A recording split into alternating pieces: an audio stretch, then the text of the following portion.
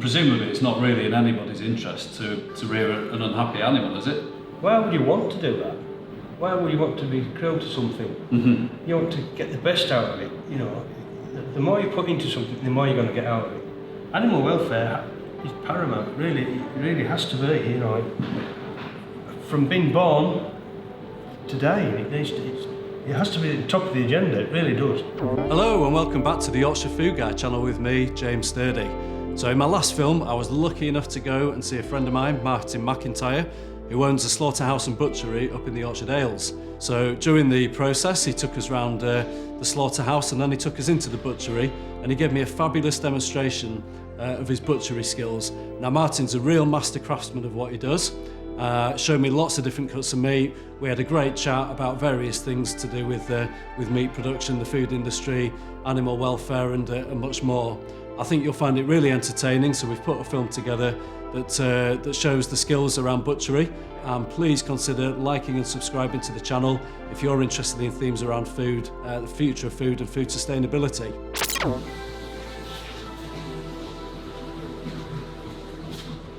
Is this what we're going to have? No, we're going to do the top of the beef then. Oh, nice. Yeah. So this is some of my own beef. A top, which is back leg. So you've got your shin, top side, silver side, knuckle. Yeah. So these are your traditional Sunday roasting joints? Absolutely, yeah. More people tend to be slicing and dicing the knuckle now than traditionally you would roll that with a bit of fat to make a slightly cheaper joint than the top side. Yeah. So more going for dicing nowadays. How many people eat Sunday roast nowadays? Yeah, it's a bit of a dying tradition, isn't it? Your shin, obviously, you know what your shin's all about. So that's long, slow cooking, Yeah. melt in the mouth kind of stuff. lots of gelatin. Lots of gelatin. So what's your background as a butcher, Martin? Is this something you've done for your whole life? All my life, since I was a kid, literally a kid. I started working for a gamekeeper when I was 12. So taking the eyes to bone out. This is, don't you get too close.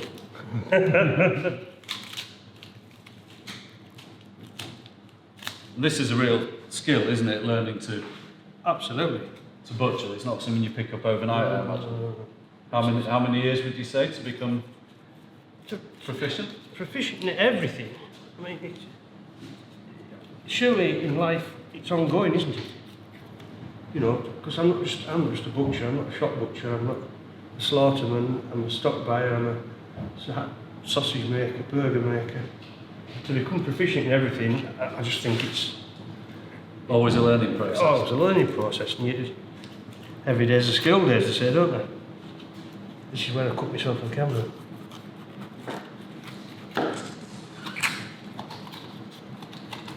So what's this chunk that we're removing here then? This is the H-bone or Eisen bone, which is your pelvic bone, if you like. Right. So, top side comes through there. There's a seam. I'll show you in a minute. Then there's a bottom side. There's salmon, and your silver side, and your knuckle. Salmon cut. Salmon cut. Yeah. So you see there, James. See that seam there? Mm-hmm. That's the seam between.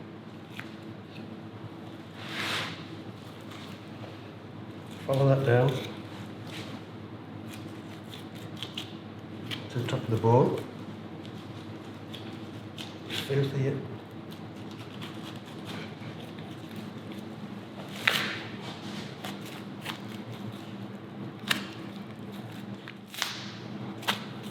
You're making that look very easy, Martin. I'm sure it's not.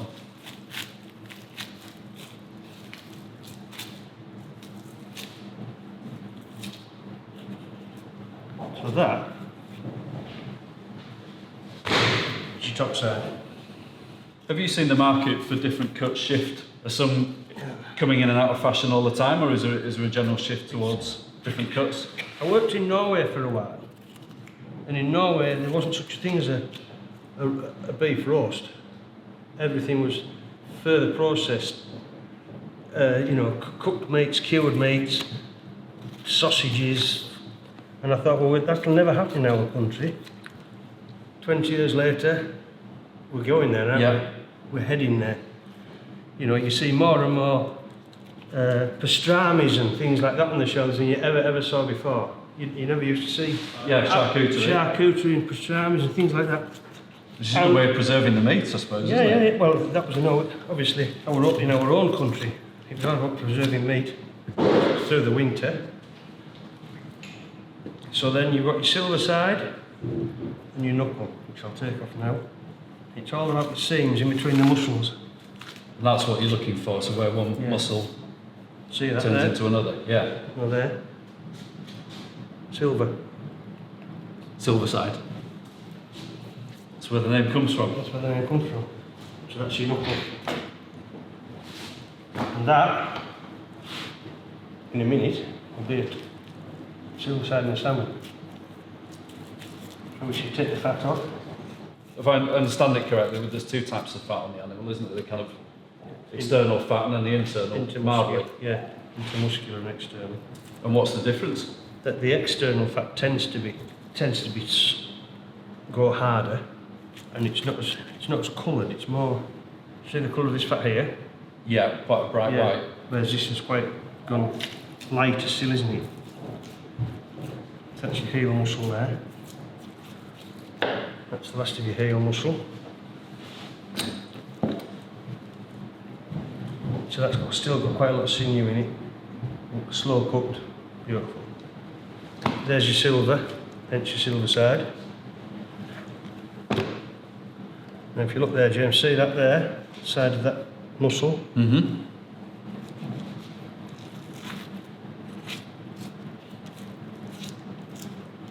You're going to tell me this is the salmon cut? That's your salmon. Yeah. cut.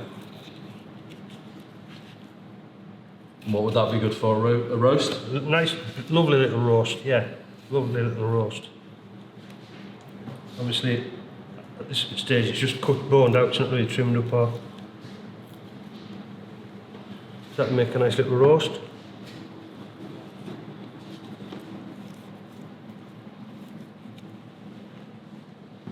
So there's your silver side. Hence the... That's where the name comes from. That's where the name comes from. I think you've got about 3 kilos there. Yeah. Top side, which I'm just leaving whole for today's purposes. And then, James, your knuckle, which, as you know, you use quite a bit of knuckles in your, Yeah, it's quite your pies. beautiful cut meat, isn't it? Yeah. See, a lot of these, there's cuts that require nice quick cooking like your steaks, isn't there? Yeah. But my personal opinion, I don't know if you agree, I like a lot of the slow cooking ones. I think you get more flavour out of them. That's They right. require a little bit more work, don't they? And Yeah. a little bit more skill to prepare. So with all these cuts, people think you just hack into that with a knife. You work down the muscles. So see how the muscles are layered. Mm-hmm. Take that bit of fat off. See that there, look? That's skin.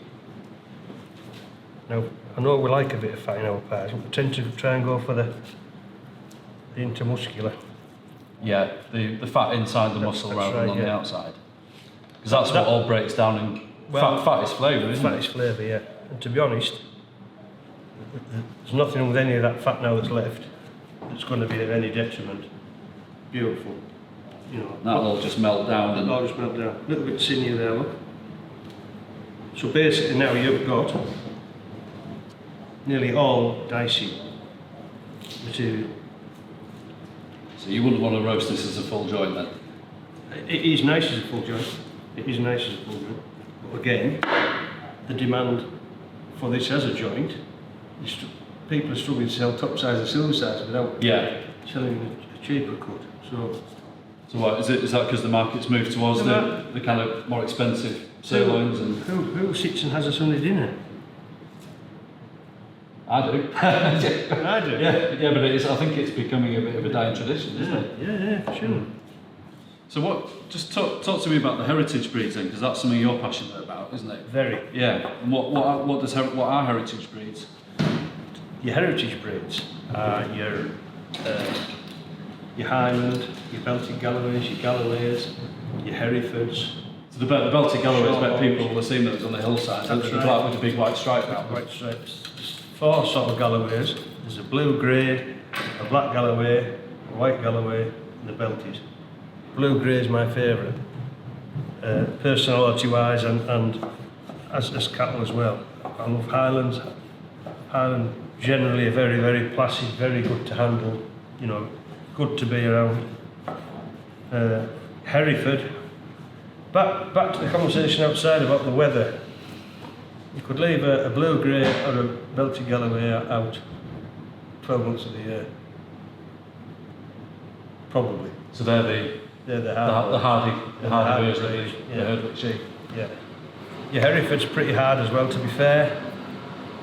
Can you imagine leaving a Frisian cow out for 12 months of the year? People don't think it would do and die in 6 months. Yeah, yeah. You know, they need shelter and warmth. They haven't got the coats. They haven't been provided with the skins to live up to that. And you specialise in a lot of those heritage breeds that are found around here? Absolutely. And the heritage breeds are more reared in a more natural way from the grass and from being outside. So fed purely on grass pasture? Grass pasture. Them upland pastures, you've seen all them lovely buttercups and fiskews and that. It sounds very poetic, but it is true. It is, you know, they are doing, that is what they are living off. That's what they thrive off. This is where this heritage and traditional comes hand in hand. Traditional it's more traditionally reared, so it's more grassland managed. It's more from the upland farms. Traditional heritage reared. You see where the two come together, don't you? Your limousines and your Belgian blues, that sort of continental cattle. The ones that probably people eat the most of? Yeah. Yeah. More commercially viable. They're reared in sheds. Who's that at the door? Excuse me, lads.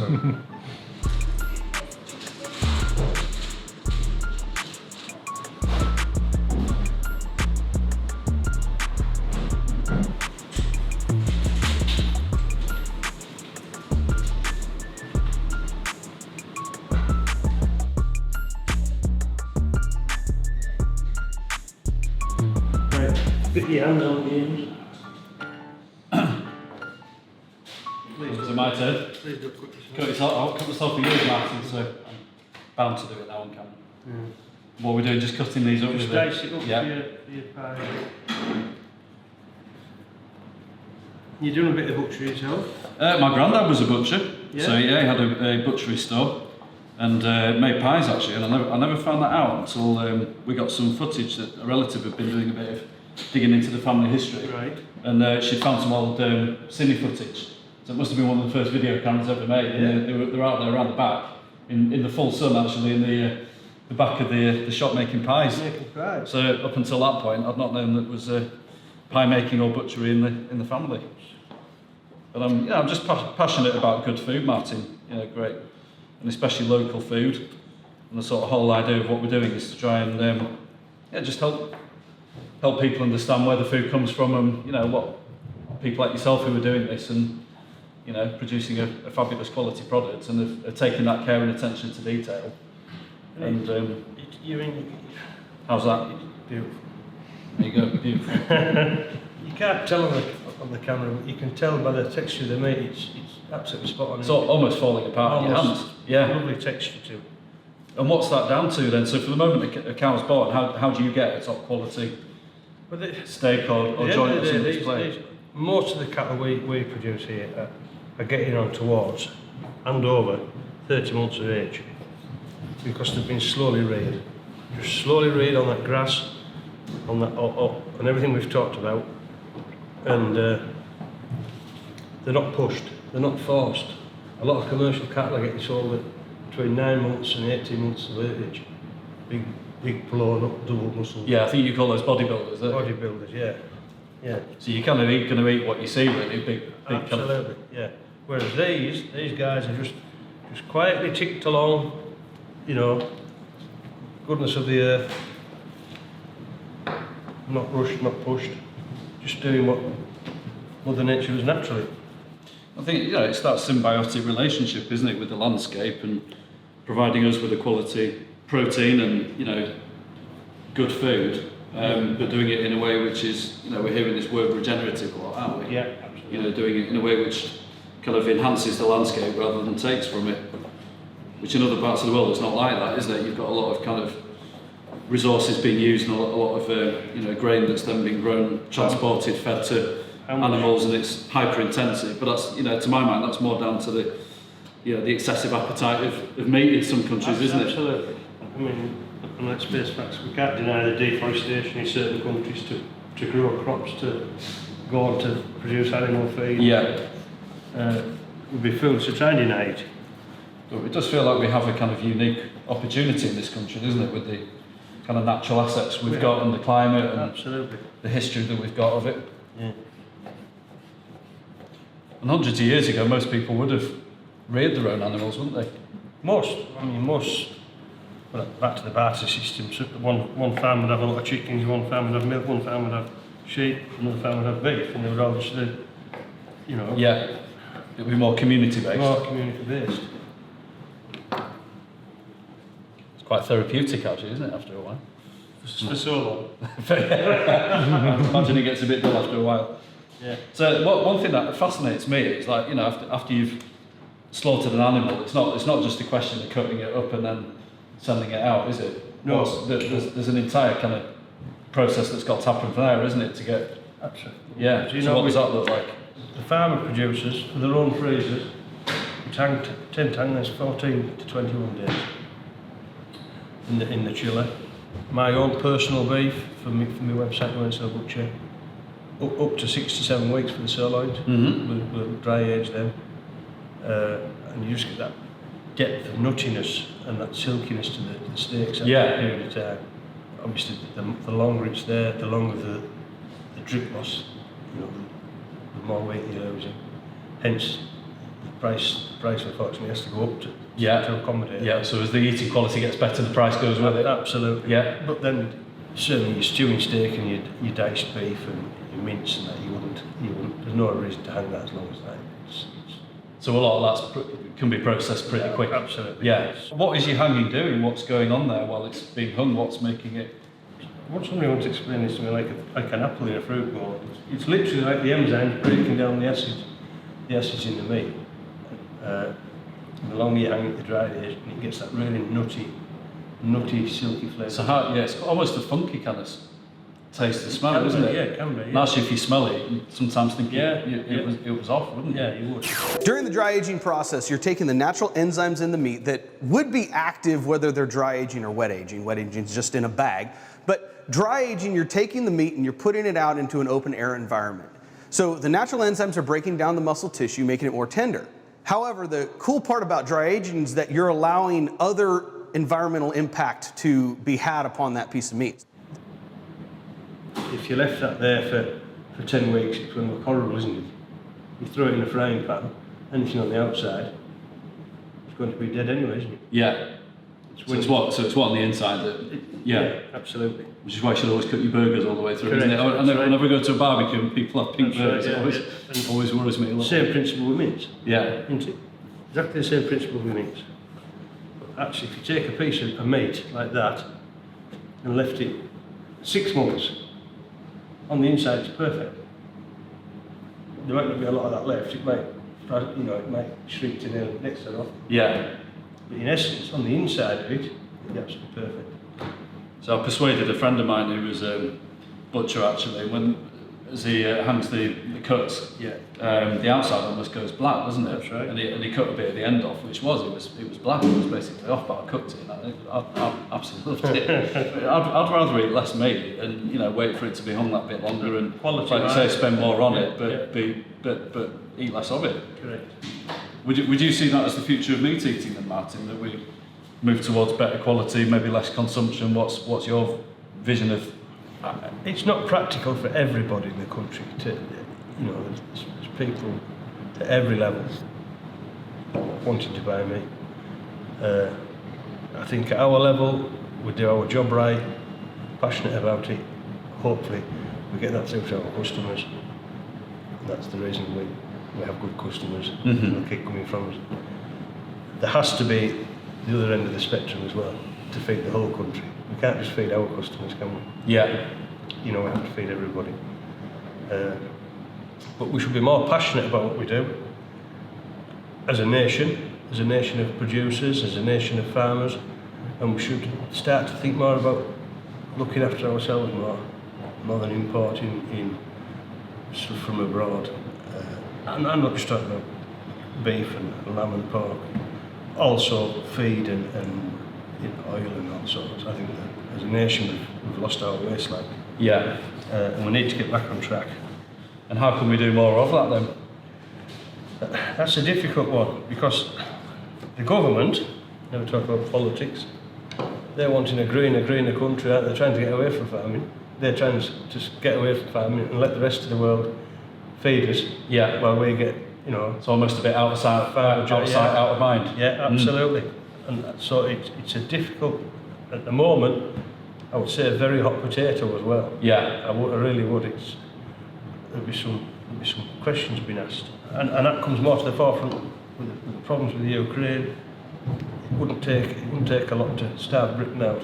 It really wouldn't. We'd soon go hungry in 3 weeks. First week of coronavirus, what happens? No bloody toilet rolls and no, was there? You know.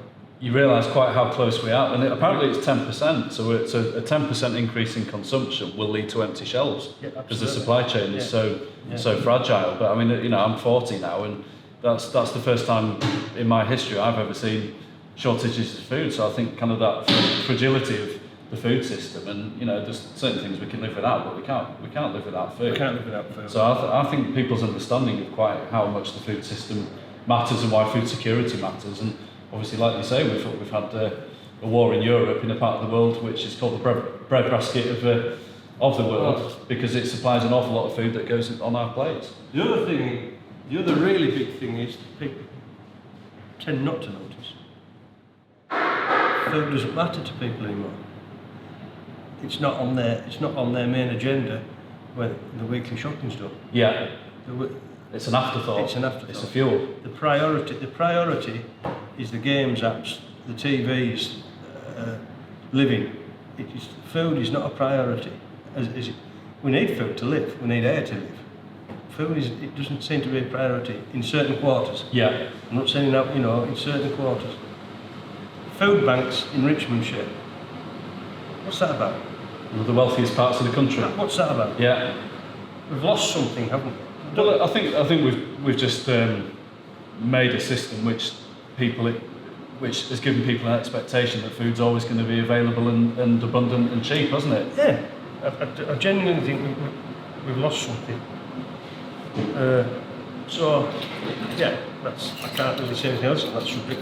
So what would you say to someone who's maybe eats meat but is becoming a little bit more conscious of the meat they're eating and want to, you know, even if they're prepared to eat less, spend a little bit more? How can they go out and buy better? There is better meats out there, and as you know, your better quality supermarkets, your multinationals, your butcher shops. Let's not forget the great butcher shop. Support your local butcher. He's passionate about what he's doing. That's why he's still there. When so many have gone before. Yeah, you have to be good to survive. You have to be good to survive. And let's face facts. Your poor old butcher, he's ploughed on, he's kept going, and he's only kept going because of the quality of what he's been doing. He wants support, and he doesn't want to buy rubbish and sell rubbish. He wants to sell top quality stuff, you know, to good customers. Well, he has to make him different from the absolutely for the rest. Supermarket next door. Yeah. And we slate supermarkets. They're not all bad. Some do a good quality product, premium product, but it is out there. You can find this sort of stuff. Visit a good website. Like they went to the other. Yeah, well, I'm going to give you an absolutely unashamed plug there because I think what you do is fantastic, Martin. Thank you very much. Yeah, that's why the only steak I eat at home is yours, and you know you supply a lot of the meat for my business, and you know it's because I've got a lot of trust and faith in what you do, and I know how passionate you are. So yeah, the Wensleydale Butcher.co.uk. That's where people can buy your meat Direct, isn't it? You get it what, delivered straight to the door? Straight to the door, next day, 24-hour service. Yeah. Yeah. And what can they buy? Just individual steaks or boxes? Or? We do a mixed steak box, selection box, taster box. You buy half a lamb, whole lamb, mixed burgers, lamb, sausages, boxes. So you can buy anything you want. Visit the website. Yeah. Butcher. And how long have you been selling meat direct then, Martin? When did the Wensleydale Butcher start? I have been ploughing on in here. This is my 20th year, chasing the dream, so to speak. Working for the big nationals and things, and just getting nowhere. And as you know, I'm passionate about what I do. I'm doing this wrong. I thought I should be selling direct. I want to do this myself. Yeah, I'm doing this myself. I started that ball rolling 7 years ago. Not as a big concern, just quietly rolling, and it has done. And it's done exactly what it says on the tin. It's just quietly grown and grown and grown. And we've gone from phase to phase to phase, and up to press. It's going very well, very well. Very. You've got big plans to continue expanding, haven't you? Big plans to continue expanding. With the lamb side is fantastic. Obviously, the story fits. You know. Yeah. We do what it says on the tin, don't we? You know, we're not saying we do. There's no smoke and mirrors. Absolutely not. We do exactly what it says on the tin. If you're on a budget, Martin, so if you're someone who wants to improve the quality of the meat, what cuts would you recommend that people can try that are maybe a bit easier on the pocket? Your silver side and your top side, blade cut. I've talked about blade before. My favourite joint, which is the side of your blade bone, or your flat iron steak, if it's made into your steak. Oh yeah, that's a fantastic cut. That's from the forequarter, isn't it? That's right. Yeah, most of these steaks are from the hindquarter. And it doesn't matter how you cook it, or how you go about it, or what you do. Me and Lindsay both cook in the house. You just can't make a mess of it. You cannot make a mess of it. The flat iron is the unicorn of all steaks. Scientifically, it's the second most tender steak behind the filet, and guess what? It's also loaded with a beefy flavor that rivals the ribeye because it comes from the chuck or shoulder of the animal. I mean, just look at that intermuscular fat.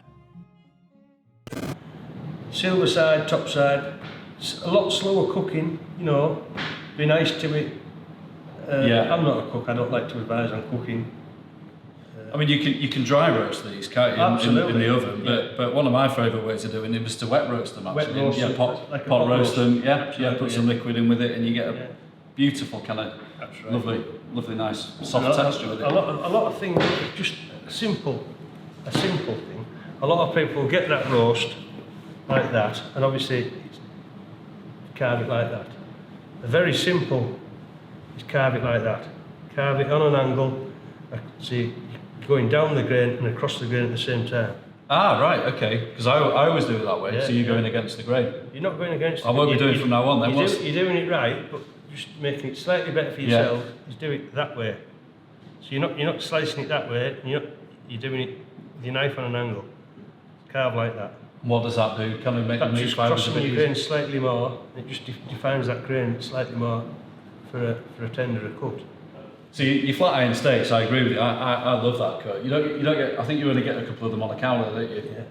So they're quite. There's actually probably less of the flat iron than there is on the fillet. There is fillet. Yeah. On the base. And it looks, to look at it, it has a big piece of gristle under the middle. And anyone that looks terrible, it just melts. It absolutely melts. It's so succulent. It's unbelievable. Yeah, it's a bit And you can't cook it up. lovely cut of meat. You can actually try to make a mess of it. You can't do it. Yeah. Whether you roast it dry, roast it like a pot roast. So it can survive anybody's Whether cooking. you put it in for 2 hours or 20 hours, you cannot mess it up. That is the beauty of the roast. I will do, I need to do. So back to what we were saying, James.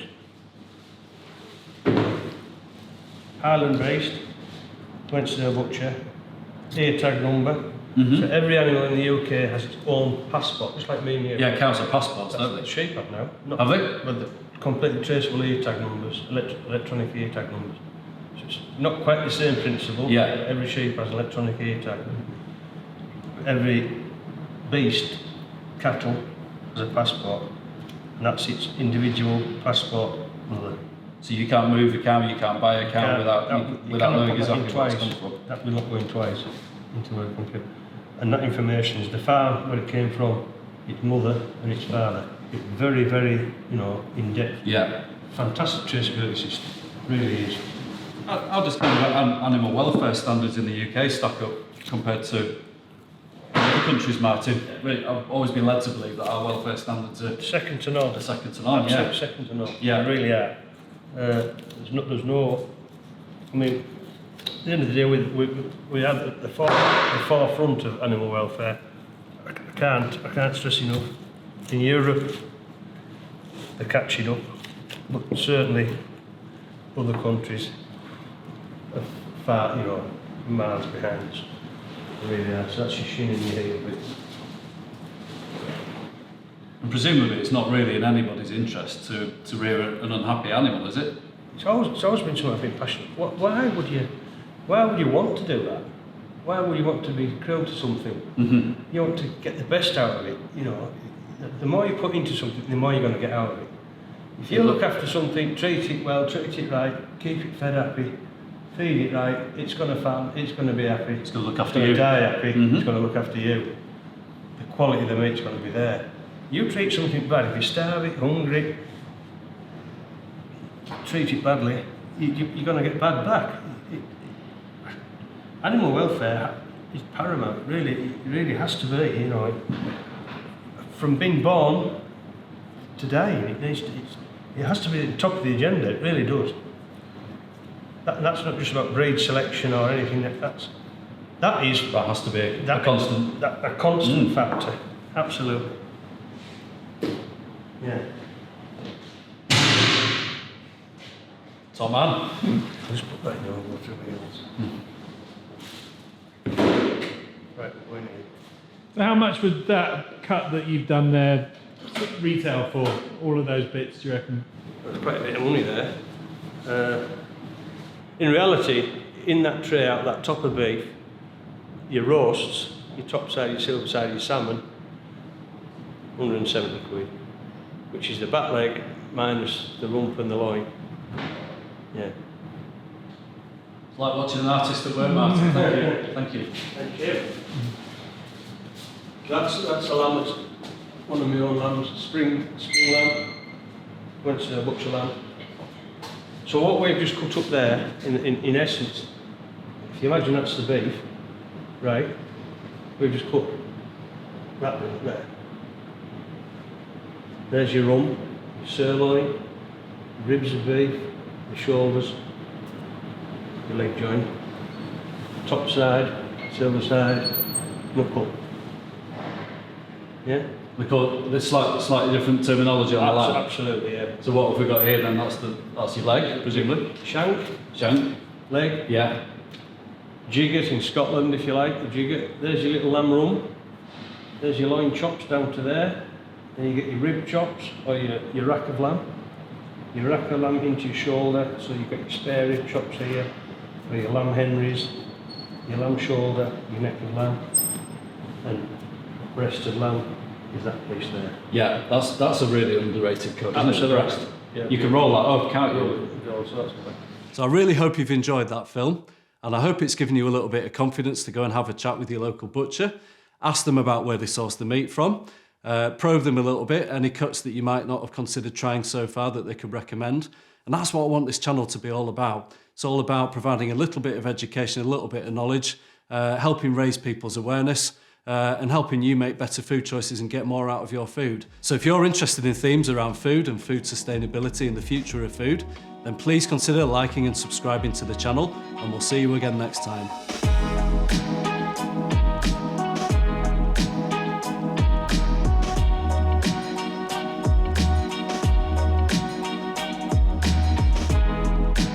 Ask a few questions and maybe even get them to ask you about a couple... No. Lost it again.